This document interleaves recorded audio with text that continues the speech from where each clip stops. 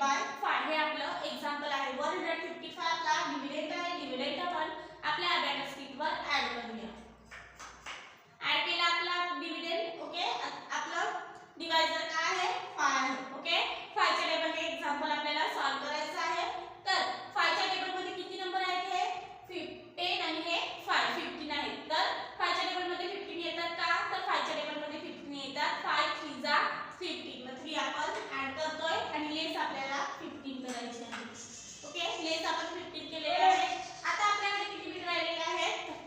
तर हे 5. तर 5 च्या टेबल मध्ये 5 येतात. 5 1 जा 5 1 जा म्हणजे 1 आपण ऍड केलेला आहे आणि लेस आपल्याला 5 करायचा आहे. ओके, इकडे 0 आलं. हे आपलं आन्सर आहे. आन्सर काय आहे आपला 31.